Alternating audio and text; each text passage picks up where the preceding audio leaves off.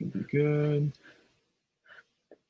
We are live on the Strong Calm Podcast. Nice. Strong Calm Podcast. Calm, C-O-M, is the root word for together or in common. And I use that word as a springboard to talk about three things that I'm very passionate about, that I love to help people with. And that would be communication, online and off, community building, online and off, and how those two things build stronger company, whether it's the company that you keep, like a person, or the company that you're building, like a business. Nice. Today, I've got Brandon Davidson. That's him. Right there. He's a comedian, funny guy. He's also the director. Yeah. What's your job title? Czar? I'm the director of operations and programs at Next Step. All right. Operations and programs at Next Step Community Solutions. Yep. It is a nonprofit organization that helps the youths. That's right. All the youths. With substance abuse, right? Yeah. Substance abuse prevention and mental health services all across East Texas. Extremely important. Yeah. And thank you for doing that. Oh, absolutely. Yeah. Because I can only imagine. And we've had conversations before about like the work that you do. And I just think that it's really, really powerful and needed, as you know, more than anybody, I would imagine. Yeah. Yeah, definitely needed. So we're going to talk about all that stuff. Yeah. And then we'll talk about anything you want to talk about most of the time. If you leave a comment on YouTube or if you leave a comment on Facebook, we can actually populate the comment in this fancy little video software and have it on the show. I'll ask Brandon and he'll give me an answer. And yeah. So that's how we do things over here. I love it. So just is there anything else you want to add as far as like, you know, your bio or anything like that? No, I mean, I'm just a dude that does stuff. So, yeah. Okay, cool. Me too.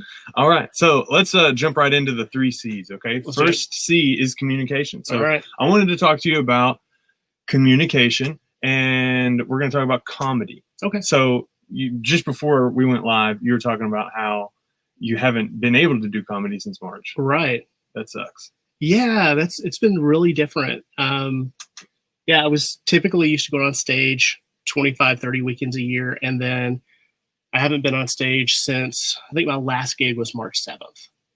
So it's definitely been an adjustment for sure. Yeah. Yeah. On March 7th, did you talk about COVID at all? No, it was sort of weird, you know, like December, January, it's like, oh, hey, there's this new virus that's maybe going to be a thing. And we're like, yeah, all right. Yeah. And then February, it was like, still waiting on my radar. No. And I was doing this really fun gig in Dallas, and I had no idea it was gonna be my last show of the year, probably. Yeah. I do a podcast for work, right? And when coronavirus started to become a thing, the first episode we did an episode when it first became a thing, and the title is Coronavirus with Lyme. Cool. And we were like, Corona. This won't be a thing. It won't be a thing. And then like I like was looking at the video, and we were talking about 80 people total in the US at that time. And it was like, it's bad. It sounds bad, but it's not that bad. So we'll keep a track on it. Not a big deal. It's 15 cases. It'll be 0 soon. Yeah, exactly. Right. And now, like, just looking back, it's just so crazy. Yeah, it's unreal. I think, what did we hit? We hit 7 million cases in the US yesterday, 200,000 deaths. So, I mean, it's definitely had an impact. And I certainly didn't see it like in December of last year. No. Didn't see how it was going to impact. I mean, no. I came in with a mask today and. Yes. Yeah. Same. Way different. Yeah, it is way different. So comedy has really affected every comedian. Yeah. And anybody who really does any kind of live performances. Right. So how have you kind of tried to adjust and account for that? I mean, I know that it's not your full-time deal. Right. But at the same time, like, how have you adjusted and tried to like plan for what's next? Oh, right. Yeah. I think that's what everybody's sort of looking at right now. I know, you know, all my buddies that do stand up, we're trying to figure out like, what is the virtual move? Like, do you start doing Zoom shows? Comedy is such a intimate, like performing art. Like, it sounds so weird to call it like an art. It totally is, though. I guess there's certainly like technique and then art that happens. But yeah, I mean, you're on stage and you're telling a joke. that you've written, that you've worked on, and you're going to try to elicit a response from a crowd, and it's like immediate or not. Like, you know, if it worked. But on Zoom, like, I mean, we've all had those meetings where you forget that your mic's muted and you tell a joke, and then you're like, oh shit, I'll have to like redo that. So yeah, I mean, timing is so weird online. Yeah. And it's absolutely essential for comedy. Yeah. And if like people don't have their mics unmuted, you'd like to be able to hear them laugh. But that's just so weird. So I haven't jumped in to do anything like online other than hopping on buddies like live streams and stuff like that, because I don't know how well like my style of comedy would work virtually. Comedy clubs, like everything that makes a comedy club good seems like counterproductive right now. Like low ceilings, packed in people, everybody facing you, expelling particles out of their mouth at the same time. Exactly. So yeah, So for me, I mean, I'm still trying to write, still trying to, you know, capture everything I can so that when I'm ready to get back on stage, I've got some fresh things to talk about. And then just that sort of like wonder, like, okay, all the old jokes, is any of that stuff still going to hit? Yeah. Like, I mean, it's just different. Like, yeah. Why wouldn't it hit though, do you think? You know, I don't know. I mean, it's so weird. Like at some level, like to me, stand-up has always felt like kind of a selfish thing to do because I'm going on stage and saying like, oh, I've got this really fresh take on whatever, on Roadhouse, the movie. Please listen to this. And I'm the only one allowed to talk right now. Right. And you'll laugh occasionally. And it always felt kind of like selfish. And then now with everything going on, it's like, man, I think crowds are still going to react to, you know, to self-deprecation and like the stuff. But I just won't know till I get back on stage, I guess. And I was going to ask, like, your style. I've seen you perform multiple times, but self-deprecation is definitely in there. Right. And then what else would you say kind of is your style? So like I want to tell stories from my life. So like for me, it's going to be things like my parents, my family, now that I'm a dad, my kids, you know, my marriage, and then just stuff I see and don't understand. I think I'm smart about some things and then just completely oblivious to others. And I'd just like to see if that tracks with anybody else. Yeah. So and now that you've said that, it's definitely your whole deal. It's really your entire life, you know, and then you kind of flip it in just different ways. Yeah. So do you feel like that there's like kind of a fear that, I don't know, I think that I don't do stand-up, I don't do comedy, but I feel like people craving getting back into what they used to do. I like, you know, downtown, they've done live music like once or twice ish, you know, and it's like, whoa, like it's like, I'm not even there. And it's like, I want to be there again, you know? Yeah. So like, I think that people were going to be really receptive to it and just be like, thank goodness it's not even that funny, but I'm glad I can laugh. I think so. I mean, I hope so that's the thing. I mean, I've got friends who've started going back on stage recently, and we've been talking, hey, what are the crowds like?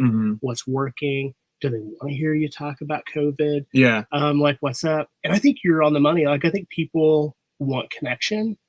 So they want to be in that room. They want to be there with each other. And then, they want to have their mind taken off of everything just for a second, kind of make that chaos a little less chaotic. Yeah.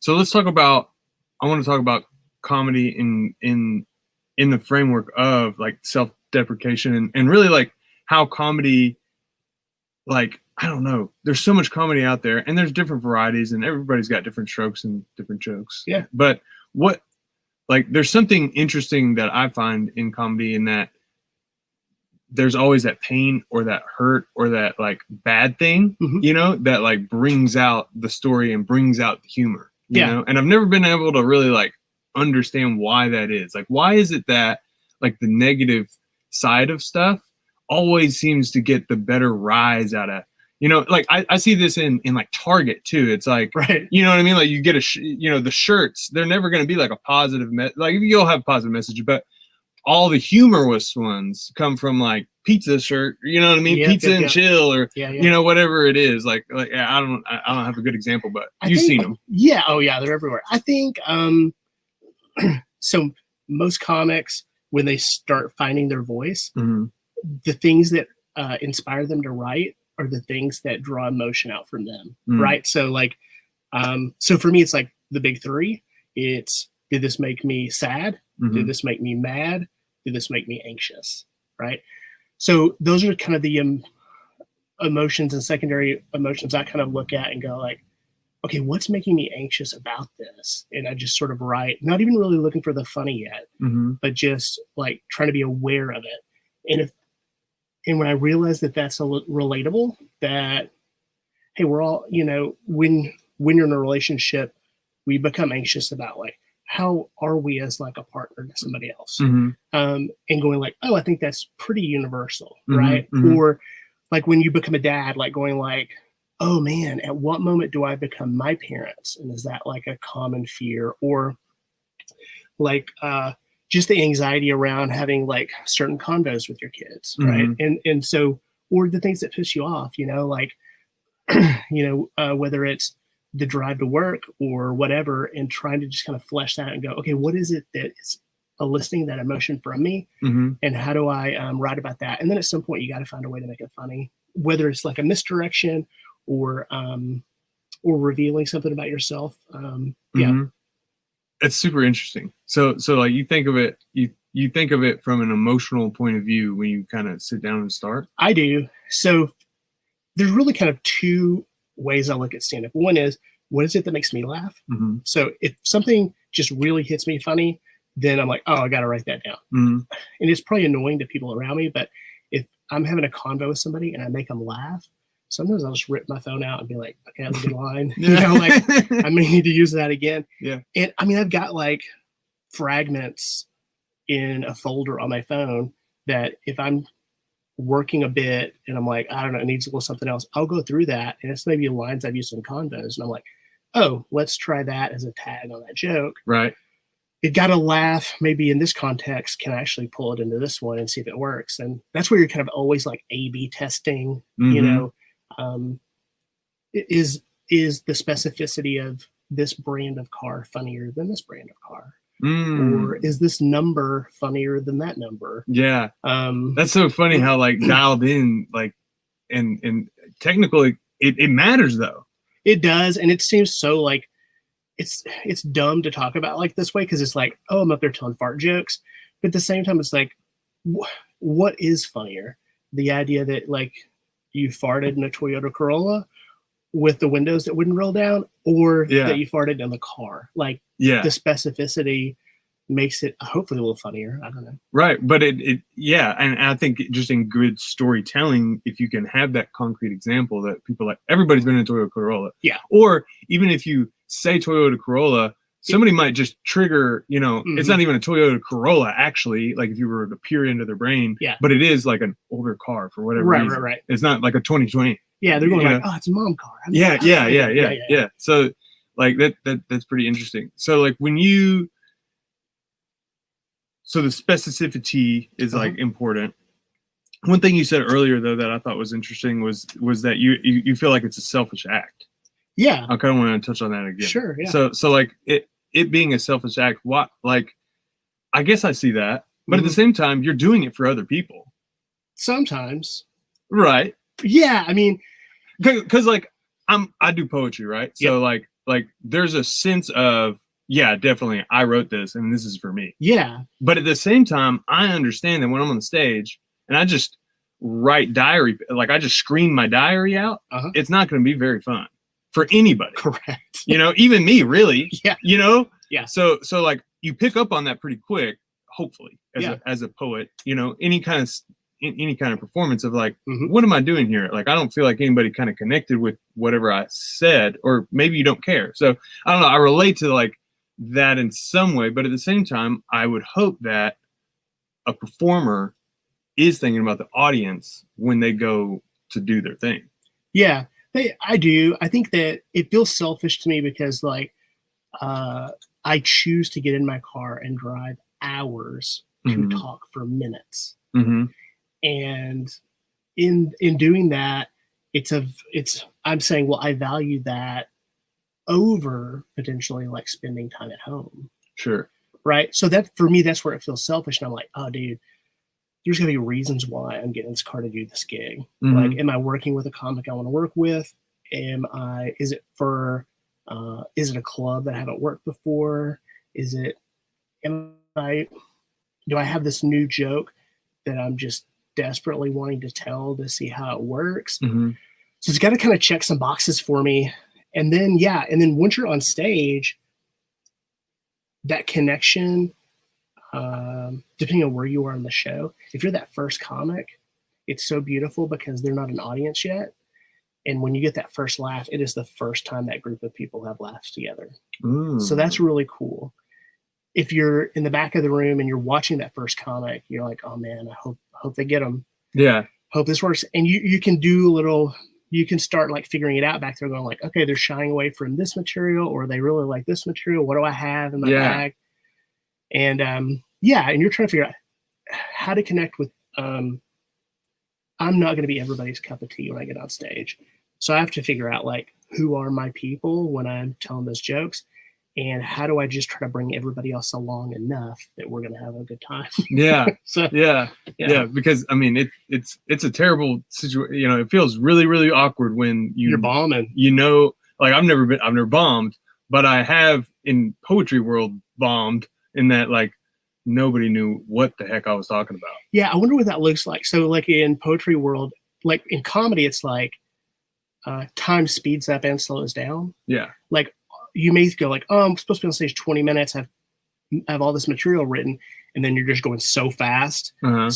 And then you're like, oh no, I still have 10 more minutes. What am I going to do? That's hard. And then also there's no laughter. So your timing is off and your speed's off. In poetry, is it that people just stop making eye contact and they're not snapping anymore? Or like what happens? That happens. Yeah. And it's like, it's really the dead silence part. That's just like, because as you say your poem, you want some kind of feedback. And then like in the poetry world, especially if you're in front of a good audience who experienced with poetry before, they know what they need to do to give you the energy, right? So like if it's a snap or if it's a clap or if it's a yeah or a call and response. Yeah, it's a call and response type thing of just like if it resonates, you make a sound. You know what I mean? Yeah. And like sometimes there's no sounds. Isn't that cool though? Because like stand up, I feel like as comedians, there's only one sound I want. Right. And that's laughter. Yes. And any other sound, I'm like, come on, you don't have to do that. Like if they're like, oh, like grunt, it's like, okay, you don't have to make that noise. Just laugh or don't laugh. Yeah. But like that's interesting. Like poetry, you're like, oh, I could get 5 different things from this crowd. Yeah. Yeah. Like a lot of times I don't mind too much if you know, like if somebody's a little angry or whatever, like that rarely happens. It's usually silence. Is if they're not jiving, it's gonna be silence more than it's gonna be tomatoes, you know? Yeah. But like poetry, I guess, is unique in that there's like different ways that you can acknowledge the person speaking. Yeah, and like my comedic style is such that like I can't think of a time where I've alienated people and they're like, okay, forget this guy, like I'm out of here. Like I just look like a shop teacher who's like out on a date like when I get on stage. So they're just like, all right, we'll tolerate this dude for a little bit. Yeah. So yeah, I'm not political on stage. I'm not, I don't have any like hot takes on that sort of thing. So it's like, yeah, I feel like I'm just trying to make people laugh and we're all going to be all right for a little while. Yeah. And essentially like relate. Right. That's it. Like really relate. You're a very relatable kind of person. I hope you want to share part of yourself with that audience because I think, whether you're like, I don't think it matters what art medium it is. You want people to know what you're about. Mm-hmm. Right. Like, and because they're not there when you write the poetry or paint the painting or write the joke. And sometimes it feels like it's super organic and they don't always see the wadded up sheets of paper that made that 3-minute bit happen or the 80 times you tried it in open mic and got nothing. Hopefully they see it when it's a little further along, but yeah, you want to. I think when we're at our best, it's not a cheap line. It's they know more about you or your point of view because of what you just did. Mm-hmm. Mm-hmm. Yeah, you bring them into the fold a little bit. Yeah. Kind of bring them into your world essentially, and like, oh, okay, I can connect with that.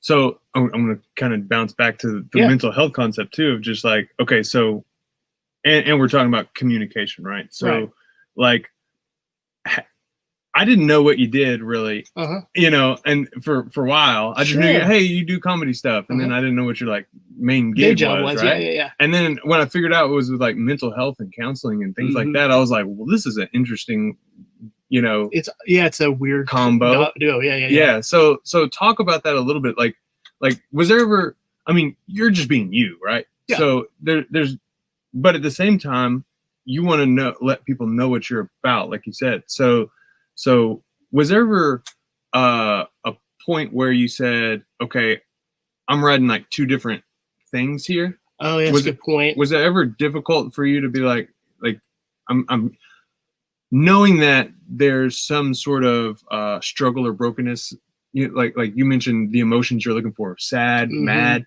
you know, in comedy, and then you're also doing the mental health where those emotions are ripe and you're trying to bring people out. Like I guess the commonalities that you're trying to bring both of them out of those things. Yep. You're trying to bring people up to a higher level, but where's the dissonance there? I think in both of those spaces, whether it's on stage or through the work at Next Step, I think it's trying to destigmatize the conversation, right? So like, if I can get on stage and I can talk about like a challenge that I've had, a difficulty I've had, in a way that's maybe cathartic for me and the audience can come along with and maybe see themselves inside of, I think that can destigmatize the idea.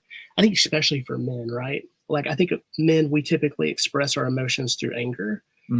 We're just socialized that way from like a very young age. We don't cry. We don't, you know. So I think if we can like start to tell our stories as men in a way where it's like, man, we feel a lot of shit, and like, how do we share that in a way that destigmatizes talking about it? And then on that mental health side, the same thing. Like I think in East Texas, it becomes really hard for kids, you know, all the way down to elementary through adolescence and college age. There's just not a lot of resources here. And then at the same time,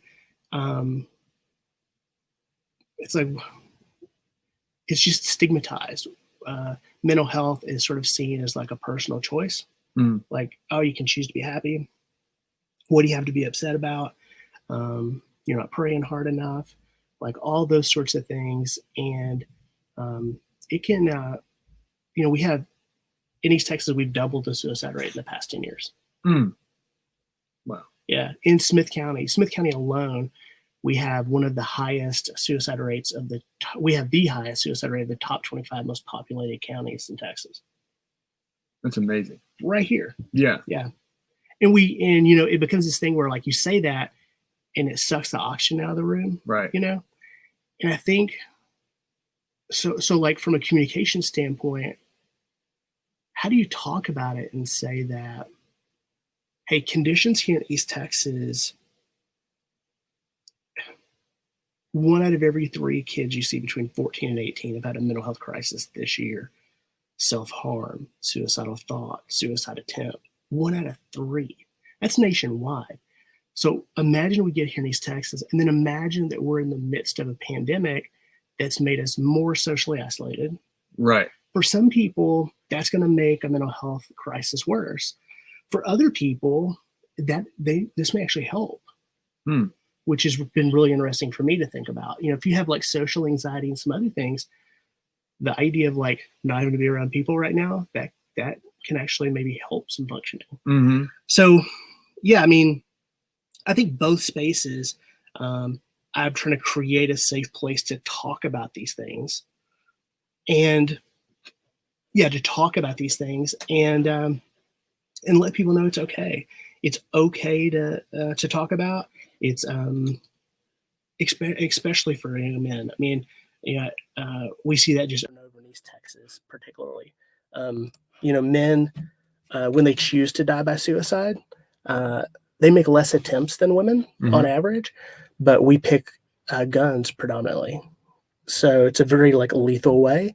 And so just getting young men to talk about when they're not okay, having somebody they can talk to, having a trusted adult when we talk about kids and adolescents is so important. Yeah. Before we jump into the work with Next Step, a little bit deeper. Sure. I wanted to let's button up the communication part with two things to where we're talking about comedy, mental health. So the anatomy of the conversations.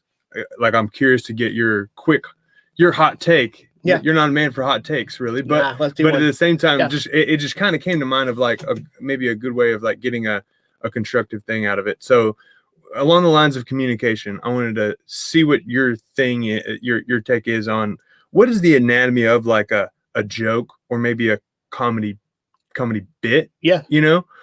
If you were to break out all the parts, you don't have to say maybe it's one single joke. I'll leave it up to you, one single joke or an entire 10 minutes. You see what I'm saying? Yeah. An entire act. And then I'm curious I want to get your take on what's the anatomy of a conversation about mental health with either as the person that's trying to help or the person that's trying to ask for help. Right. So on the comedy side, for me, it's okay, what got a laugh out of me and how do I package this in a way that that the crowd can digest? That's one place. And then the other part is that emotional stuff we were talking about earlier. What gets me angry, what gets me sad, what gets me anxious. So there's all kinds of little mechanisms you can do. So, something basic my mom's I'm originally from Arkansas, and my mom has a Southern draw, and she says wash instead of wash. She says wrench instead of rinse. Yeah. She says I'm so disappointed in you instead of I love you. Right. So so that joke is the rule of thirds, right? I'm listing three things to create a pattern. The third one breaks the pattern, right? Yes. Wash instead of wash. You're like, oh yeah, my grandma does that. Rinse instead of rinse. Okay, I feel him. And then the third one breaks the construct. It actually creates tension and releases it, hopefully. Yeah. Right. But then also there's this weird truth there too, right? That you're then sharing a part of yourself with the crowd. And that's a joke sometimes where the audience goes oh, and then others where they're oh, they laugh because of the surprise of that turn. So that's sort of a construction there. I think on my more storytelling things, it's okay, let me write out the story, exactly what happened. And then let me find those details in the story. Can I write a joke off the detail? Can I, so if I'm talking about a Rubik's Cube in here, what are some associations I can make really quick about a Rubik's Cube that's going to pull the crowd along? This person may have no idea what that is, so I've got to explain to them what that's like. And then this person may have a really good understanding, so now I've got to subvert what their expectation is for talking about this Rubik's Cube. And then maybe try to pay it off again later in that story, right? So first, storytelling is just, writing it down the way it happened, and then going back in and kind of filling in those details. And I guess some people really want to button up that joke at the end to sort of tie it all back together. I do that most of the time, but sometimes it's really fun to let something just break apart and let the room sort of laugh it out, and then just a quick transition onto something else. It doesn't all have to be pretty. Yeah. Love that. I love that. I think that's great and really instructive. Like I think anybody could kind of start somewhere with those. And it's really interesting. Like I always think about like how can we take this from this other industry, this other thing that we do, and then implement it into whatever else I do, right? So this podcast is a kind of businessy, communication, marketing kind of thing. So like I think about like what you just said, like if anybody has a Rubik's, like you don't have to think about Rubik's Cube. You can think about my product. You can think about service. You can think about whatever it is, and how can I make this? You want to make it relatable. You already know that if you're in a certain vertical in your business, like here's the way people, the association everybody makes when they think of a used car salesman, right? So how do I, if I know that's my, you know what I mean? Yeah, right. So like, how do I subvert that expectation? Yes. Like, how do I not deliver on that stereotype they have? Or maybe I do want to deliver on it and then misdirect it. Right. Yeah. I mean, I think, regardless of like what we're up to, and then I think in sales in general, like people know when they're being sold to you. And if you're on stage telling a joke, sometimes it can feel really overwritten. It doesn't feel like it really happened to the person or is organic.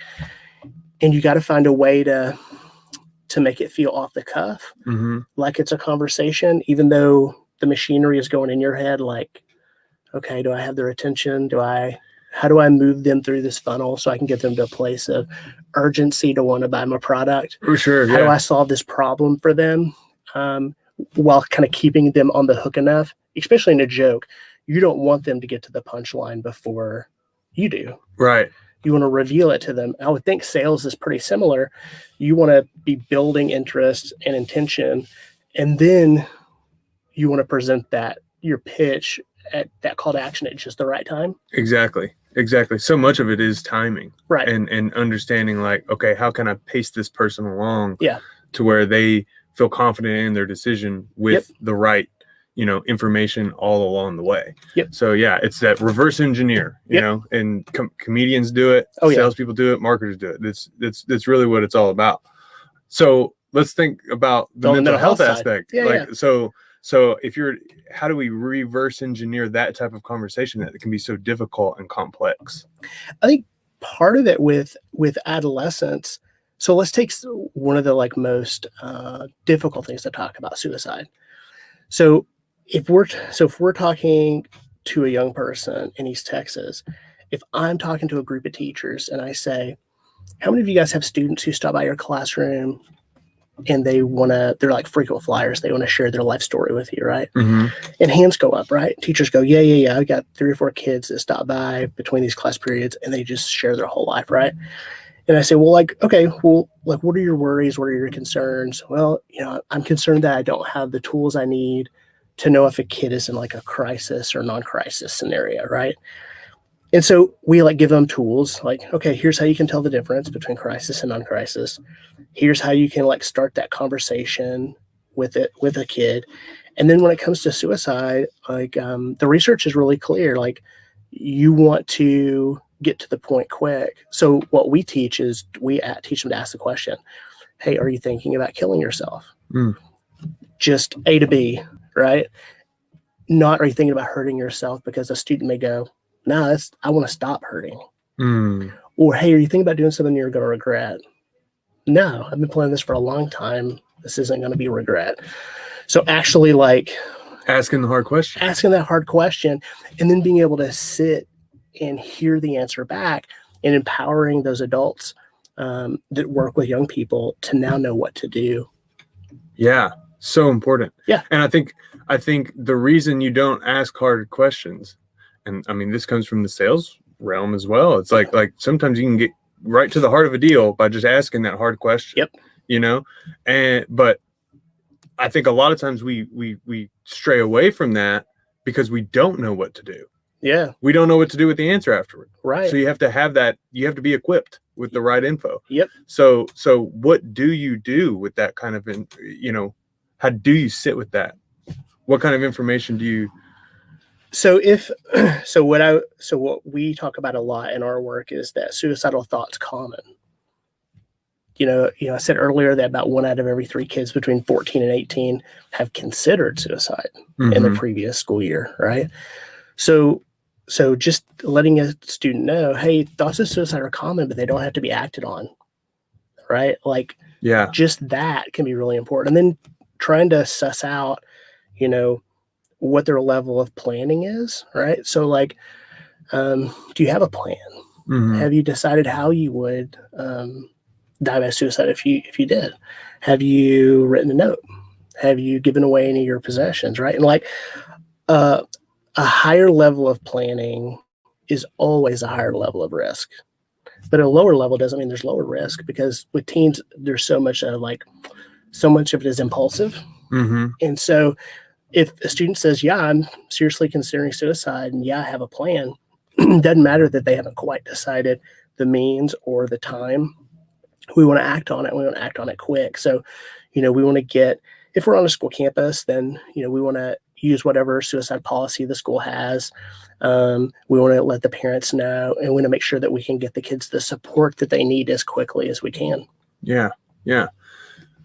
So I want to broaden the conversation up a little bit. So and I think those are excellent. I really appreciate you sharing that. Cool. I think that's really, really great.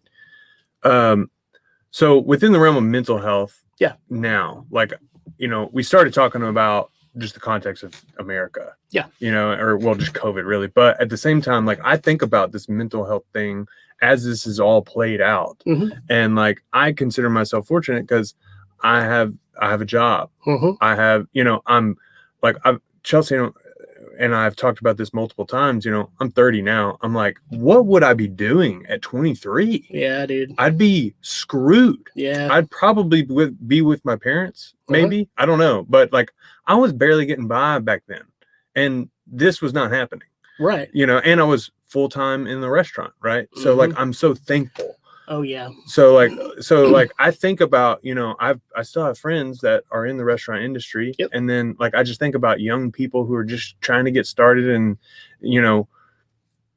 they might feel like there's barriers prior to this, and now there's even more barriers, So I think about that, and I think about, man, how can people see the silver lining or a brighter day when we've got so much crap getting thrown at us every day? You know what I mean? We just, our media consumption, everything's political. There's riots in the streets. Golly, it can be so exhausting. So are these types of conversations that you try to help that next step does try to help within families or within school systems? How are those conversations now? Right. So when we talk about mental health at the individual level, one of our counselors sitting with a student, it gets really practical really quick, really trying to help them unlock,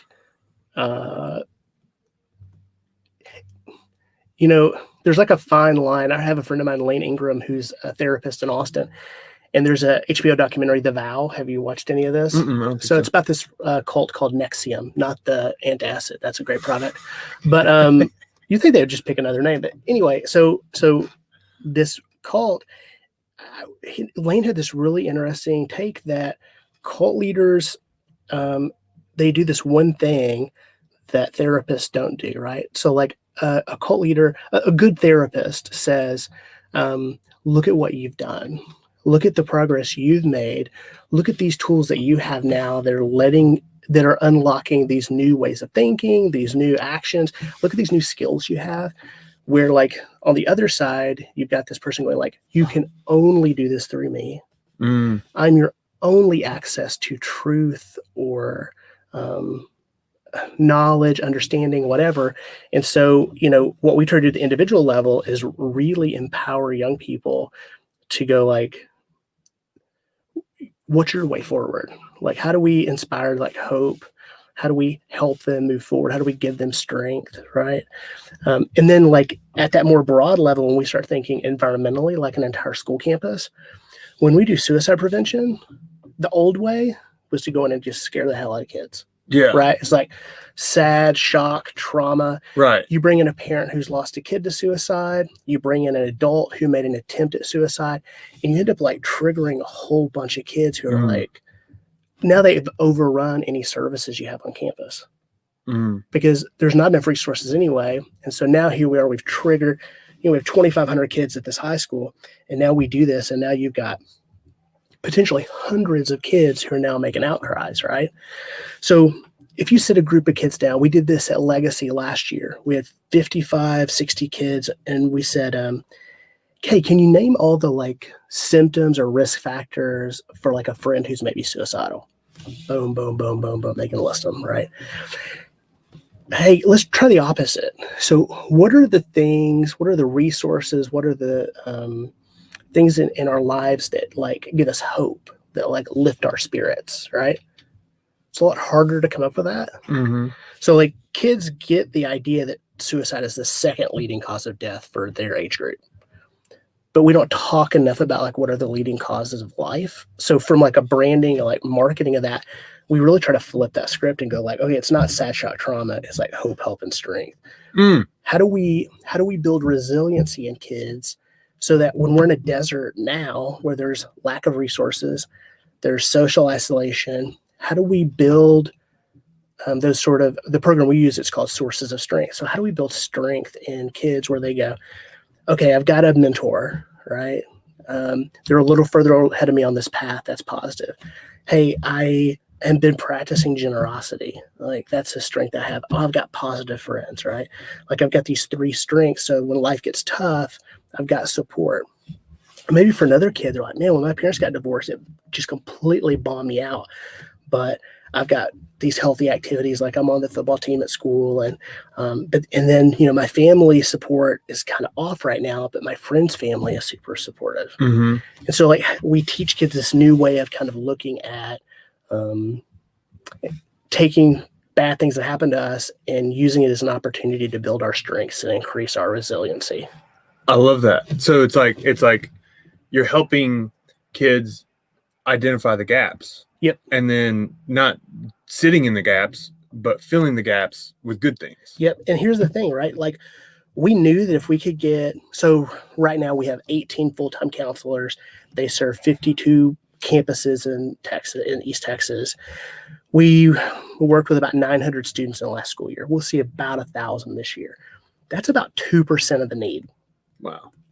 So we said, hey, we gotta work individually. We know if we can get a kid in to see a counselor, it's going to help. And then we know if we can train school staff, that's good. But we know kids talk to other kids. And we wanted to use a program that didn't turn kids into junior psychologists, but let kids point their friends towards support, right? So, that's the thing, right? Like, how do we let kids, youth, they share with each other all the time about how their life's going. It's a real heavy burden, man. If you're a kid who your best friend is saying like, I don't know that I have a reason to live. And now there's a responsibility and a weight and a guilt. And especially in East Texas, when you're like, man, I don't even know what resources to point them towards. Like, I don't know. And so to be able to go in and talk about hope, help, and strength and building these sources of strength in our lives, youth the research says they're about 4.5 times more likely to connect their friend to a trusted adult than they were before. So, getting kids that support they need as quickly as we can, that's a big deal. So we had to scale our work in a way that was a little different, but to work in the context we're in. Yeah. I like how you were intentional about how do we get this kind of shareable. Yes. But in a proper way. Yeah. Like we have to use, like, we're very intentional about it being youth led, like adults come alongside and support, but it's got to be youth using their art, their voice, their music, their platform completely, because they can smell when it's something that adults want to push, and it just doesn't get the buy-in. I mean, you can see just right here in our community, we've had students lead the charge in renaming the local high schools. I mean, adults may have thought that was a good idea or a bad idea, but that was really because a group of students held on to that and said, this is important to us. And they were unbelievably capable. Mm-hmm. And adults just needed to recognize it and then get out of the way. Yeah. So, yeah. Exactly. So like, what does it look like when you're saying their art, their music, their like, yeah. Is it, are you putting on events, or what does that look like in practice? Yeah. So is it all counseling, or is it always, is it small groups? It's layered. Okay. So, this year we're working with 15 different school districts, and 8 of those districts have all the layers of our programming. So they have the individual counseling, where we'll see any student on campus for any reason. Like, we try to remove all the barriers. Parents don't have to miss work. They don't have to mess with insurance. There's no charge. We're just right there on campus, and the kids can come see us. That's it. That's effective. We also try to train school staff on how to identify issues so we can make good referrals, so we can get kids help quicker. The average wait time in East Texas is about 7 months to get mental health care. That's once they get a referral. We were able to shrink it down to 6.5 days on the campuses that we serve. But we know we need to get more. There's more students that could be referred than what we actually have. And then 8 of those school districts will do our suicide prevention program over top of that. And that works at the campus level. So when we say their art, their voice, it's really like at Legacy, how do we get the most diverse group of students possible together? Socioeconomic, race, ethnicity, gender identity, sexual orientation, everything, really like the Breakfast Club. How do we get them in the room? And then we say, okay, this is our model, these strengths. What do you think the best way is to share this on campus? Okay, you think that's some sort of collective art display that identifies who the trusted adults are on campus. Okay, let's do that. Oh, you think that's going to be us creating video content, social media content that first educates our peers on what these sources of strengths are, so we all have a common language before we can talk about it. Okay, let's do that. Oh, you actually want to do you want to work with your teachers and say that thankfulness and generosity is important, but you also know your friends have test anxiety around math. So you go talk to all the math teachers and say that now on the back of every test, before you get started, you have to write 3 things you're thankful for. And the research is really cool. Kids report less test anxiety, and the teachers can actually see the stress level decrease in their classroom. Wow, right? That's amazing. Yeah. What an idea. Super, super cool. And it can be hard sometimes, as an adult, because you're like, oh man, if we just did this would maybe be interesting. But there's been some, nationwide, other groups have used similar programming to see what happens as youth led. It's super powerful. Yeah. I read a book, I listened to a book one time, and it said culture was co-created. Yeah. And it really changed the way that I think about things. And it was kind of a stepping stone to this podcast. But I really love how y'all go in and then you just take feedback and you're like, okay, well, this is the torch. Here's how they want to run with it. Let's figure, let's build the path around them. Yep. That's really, really awesome. I really think that's cool. Instead of let's dim the lights, set up the video, tell a dramatic story, get everybody to cry, and then figure it out. And then bounce. Yeah, exactly. Yeah, it's just not effective. I mean, there's a lot of adults that can feel really good about that. Yeah. And go man, we delivered 800 presentations this year to 80,000 youth. And you're like, yeah, man, but what were the outcomes? Yeah, exactly. And I think about 13 Reasons Why, Netflix. Yep. I never watched it because for me, it's not really important, but I didn't watch it because it's hard for me to interact with that kind of content of sure, man, that's really sad. Yeah. I don't want to do that, So, but at the same time, it's kind of the same thing, right? It's one to many mass media. Here's a dramatic story, and then we wonder. Yeah, you know what Netflix I mean? Had they have to sort of see some responsibility there. The suicide attempt rate for girls in the target demo for that show increased by 26%. Right. How sad. Right. Right. And then they had to add a disclaimer at the end that they're like, man, we really should have thought about this on the front end. Yeah. We're going to talk about suicide as a means for revenge and then wonder why people start to use it that way. Yeah. Yeah. It's the medium is the message a lot of times. It's So. exactly true. That's Marshall McLuhan, you guys. Look him up. I'm not gonna ever write it down too. Me, but yeah, I really like how you go in and try to make it as organic as possible. Yeah. And kind of working alongside with people. As to kind of go from youth in high school and really your target in East Texas, to kind of broaden it out a little bit.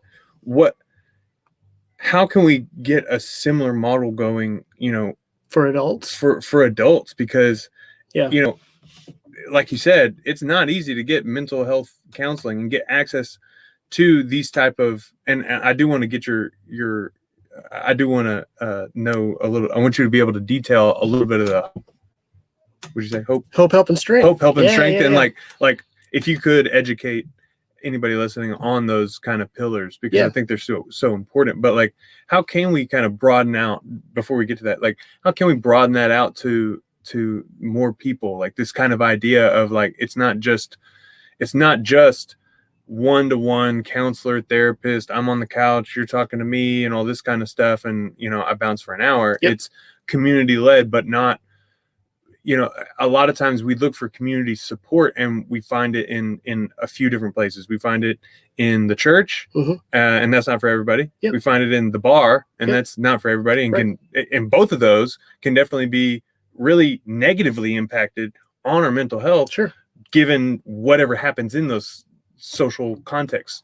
So like, how can communities build better mentally strong communities within themselves that are productive and not shunned like lepers?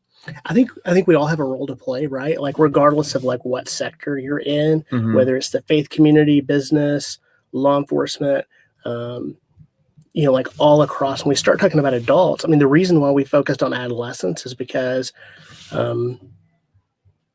in most counties, the number one provider of mental health services is the county jail.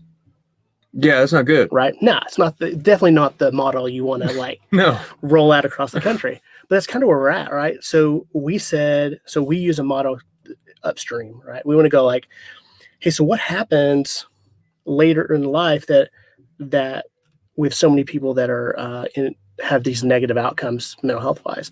So we said, man, we need to back this up and figure out why people are falling in the river in the first place. So that's why we really started targeting adolescents. We're like, man, if we can get these kids the help they need, early intervention, we can make a big difference. I think a lot of the same kind of things apply later, right? So how do we like destigmatize even talking about mental health, right? A real easy thing you and I can do as soon as we leave here is in our peer groups, right? Like normalizing asking our friends how they are and like giving a shit. Like not that like, hey man, how you been? They're like, good. And you're like, thank you for saying good. Yeah, because I was not ready for the bad. That's how it goes. Yeah. So, but and I think guys, sometimes we get in this weird mode where we feel like when somebody shares a problem or difficulty, that they immediately want us to go into fix it mode. Yeah, I do that all the time. That was probably one of the hardest lessons for me to learn, like in my marriage. Yeah.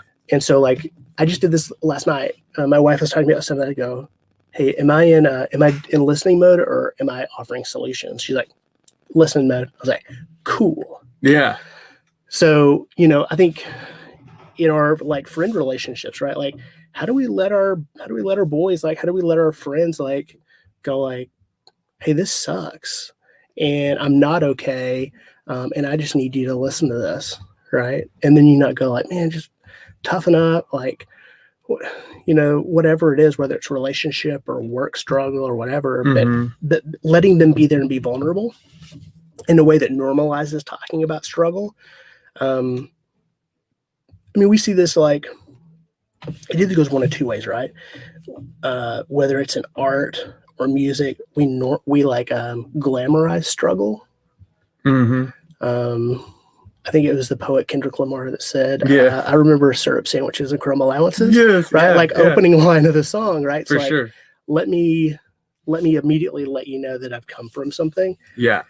I think we're good at talking about that in past tense. Definitely.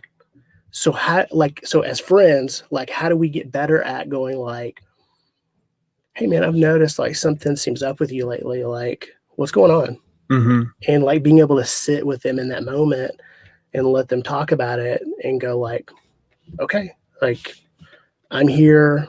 We're still in this relationship. I think that's a big first step that we can make, right? Normalizing like talking about how we feel as guys is like so critical. And then also just like how we talk about mental health in general in East Texas. Same on substance abuse side. Like it's so much like that they're a drug addict, they're a crackhead, and it's like, man, we just labeled that person. Like if you broke your leg, you wouldn't be like, oh, there's old broke leg. Like, right. You know, it's like, yeah. Or you know, oh, my brother's a schizophrenic. It's like, no, dude, your brother has diagnosis of schizophrenia. That's not who he is as a whole person. And so like, you know, I'm left-handed. That has an impact on my life, right? I have anxiety and unipolar depression. That also has an impact on my life. That's not the totality of who I am, right? And I think a lot of times when it comes to mental health, it's like so much weight is put on it that you're like, man, they're so broken. I don't even know how I can even. Well, yeah, and I would think that the self-talk's the same way. Oh, dude.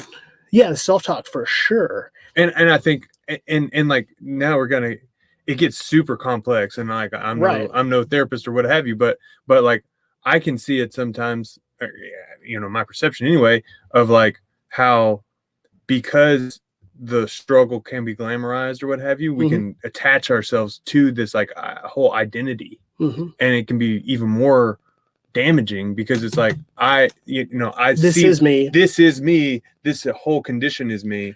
And there's no way out. I know for me personally, that's a big part of like my negative self-talk is, hey, I'm unlovable. Hey, people view you a certain way, like whatever. And so that anxiety and that depression does manifest itself in a way where you're like, oh, I don't always see that it's not always going to be this way. That the negative self-talk that I tell myself that I can, there's things I can do to help kind of turn that tape off in my brain a little bit. You know, if I just kind of keep doing the work and keep, you know, letting the people around me know how I'm doing. And then also professional help, man, like normalizing the idea that like going to therapy is not weakness. Like you break your leg, like as a friend, you would go like, I think you need to get that checked out. Like I can see the bone. Yeah. Like you would, but you know, sometimes we just see it as like weakness. Like, what are you doing going to talk to a therapist for? Like, right. You know, like, I mean, we all deal with trauma and pain in different ways. So yeah, it may be something that takes you 10 weeks to talk to the therapist and you're like, man, that felt good to talk about. Or it may be now a lifelong process you're in. Yeah. Sometimes you just kind of need a little tune-up. Absolutely. Or a little boost, you know? Yeah.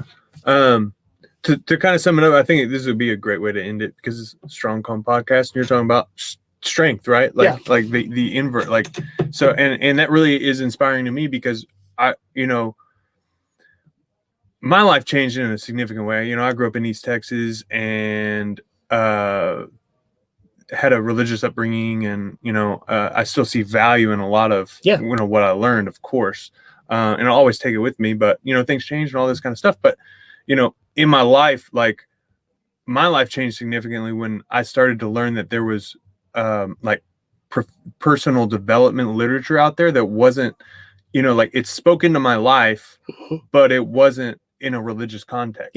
You know, and it was like, wait a minute, I can get like that type of like energy, that kind of food for my soul, you know what I mean? Like I can get some kind of, I don't know, constructive information for my life outside of the church. And like that was like really like, whoa, because I didn't know until I was like 20 something years old, you know?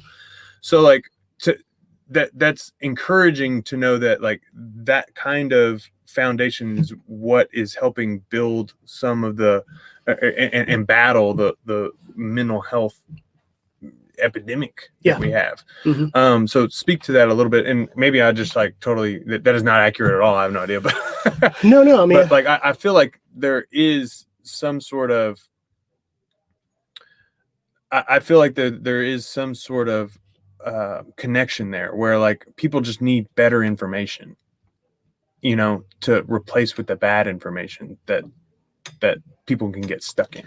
Yeah. And isn't that one of the weird things about like the sort of social media world we live in, right? So we can be here in East Texas and imagine you're like somebody who identifies as, you know, LGBT, and here you are in East Texas and you're like, oh man, this could be an alienating place to live. Mm-hmm. But you can go online and find community, Mm-hmm.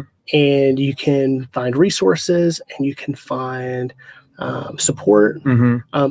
And then at the same time, you can find hate and vitriol. Right. And it's all sort of right there. It's just like amplified in like this new and powerful way, right? And so, you know, my hope for people is that we get better at talking to each other, and then more importantly, we get better at listening to each other, kind of picking up on those cues that, you know, something's not right, something's not going well for somebody, and being able to support them. And then I want, you know, agencies and individuals to operate at the top of our ability, man, like to stop. When I look at, you know, East Texas, I see so much work to do, and I see so much competition to do the same work to, you know, from a sales standpoint, we all want to sell the same product to the same person for the same price. Mm. And instead of going like, what's my differentiator? Like, you know, when we said we want to bring hope, help, and strength to East Texas youth, we feel like we're most effective and we're the most operating from our place of strength when we're doing that. Mm-hmm. I know that there's very broken systems in place for adults to get access to mental health care. I know that, you know, our calling is to really be all in on youth. I'm hoping that somebody else can come alongside and figure out some of these linkages that can happen on the adult side, and we're going to collaborate with them. We're going to support them. It doesn't need to be competitive. And I hope that East Texas is one of the most generous communities I've ever lived in. And I hope people find ways to support good work. So like if they feel like they're at a loss and they go, man, I know there's an issue, but I personally don't know how I can make it better. Like, I mean, it seems really cliche, but like that, the power of the pen, man, like writing that check, Venmoing that agency, people that you've identified as doing good work, like supporting that good work, is so important, especially at the time we're in now. I mean, I know a lot of nonprofit agencies, we've been really lucky financially, and but I know a lot of agencies that really struggle now because they can't do all the things they used to do to raise funds because of COVID. Mm-hmm. So, you know, we all have a part to play, and whether that's individually, relationally with our friends, whether that's supporting an agency, or whether that's in the businesses that we run or work in, like, man, I think mental health is one of the most important things we can do in our business. If our coworkers don't know that we give a damn, if about them, not about them as like an output, like sales. Hey, did you hit your sales goals this month? Right. Like if I had a sales guy that worked for me, I used to work for a big.com and was on their product development team and led that product development team. And there's one conversation you can have when somebody's not hitting their targets, and that's, hey, this sucks. You got to get better at this. And then there's the other one that's, hey, here was our target. What's going on? Mm-hmm. And like, I don't know, I certainly feel more supported on this other one. Yeah. I certainly feel more trust. And we've got to find ways to build trust and build empathy, like in our businesses, for sure. I love that. Yeah, I think you're very right. It's so important. And I love the way that you frame that up, of just like the difference between those two types of conversations. And I've heard from coaches that I have that you never want to make your you know, the person you're talking to feel like they're not measuring up. Yeah. You know, even if they're not hitting the target or hitting whatever it is, their own goal or whatever, the last thing you want to do is bat them in the face with it. Right. And my goal as a leader at Next Step is to remove obstacles. So Yes.